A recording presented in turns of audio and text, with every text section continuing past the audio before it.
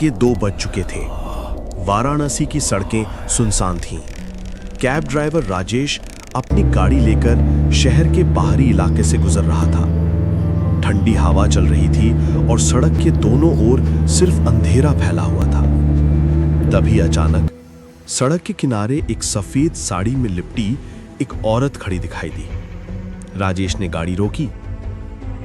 कहाँ जाना है? उसने पूछा। औरत चुपचाप गाड़ी में बैठ गई। उसके हाथ में एक कागज का पुर्जा था जिस पर एक पता लिखा था। उसने वो पुर्जा राजेश को थमा दिया बिना एक शब्द बोले। राजेश ने पता देखा, गली नंबर 9, रानी का बाग। उसकी भौहें तन गई। वो इलाका, वो तो बरसों से वीरान पड़ा था। लेकिन पैसे के लिए राजेश ने गाड़ी स्टार्ट कर दी। गाड़ी चलने लगी, सड़कें खाली थीं। राजेश ने शीशे में झांक कर देखा, पीछे की सीट पर वो औरत बैठी थी, बिल्कुल शांत, आंखें सामने की ओर। लेकिन जब राजेश ने रियर व्यू मिरर में देखा तो उसका दिल धक से रह गया। शीशे में कोई नहीं था, पीछे की सीट खाली दिख रही थी। राजेश ने झटके से पीछे मुड़कर देखा, औरत वहीं बैठी थी, बिल्कुल स्थिर।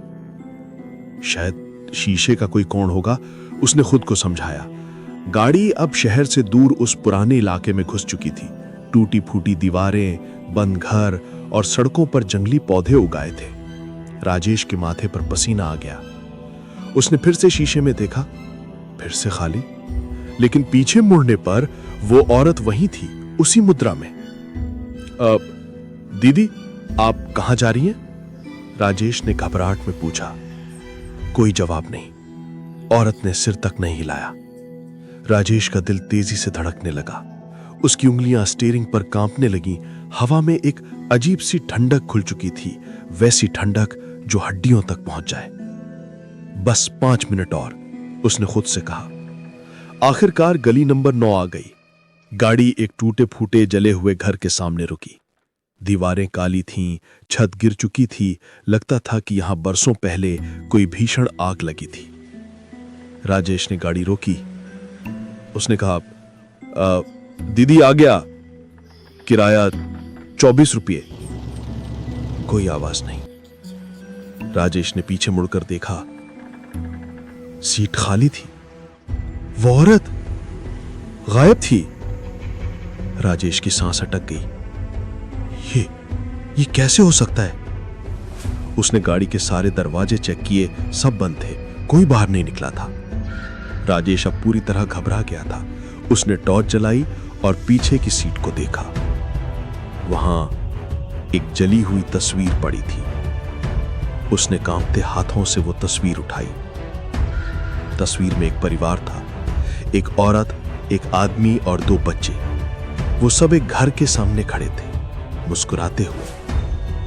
राजेश की आंखें तस्वीर की उस औरत पर टिक गईं। वही चेहरा, वही साड़ी, वही सवारी जो अभी अभी उसकी गाड़ी में बैठी थी।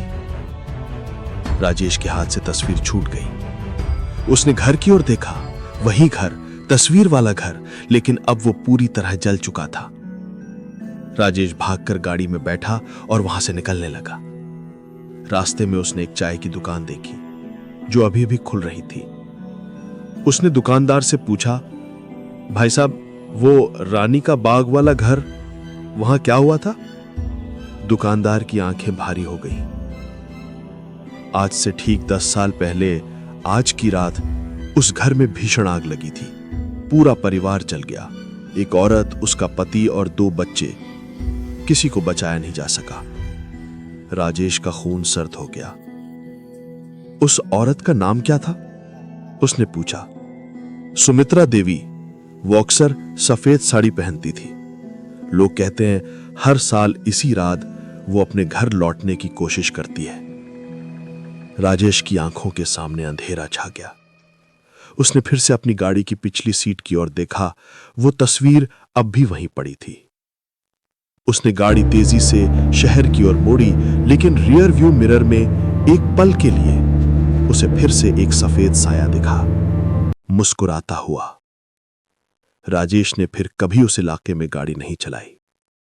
लेकिन हर साल उसी रात वाराणसी के बाहरी इलाके में एक सफेद साड़ी में एक औरत खड़ी रहती है, अपनी आखिरी सवारी का इंतजार करते हुए।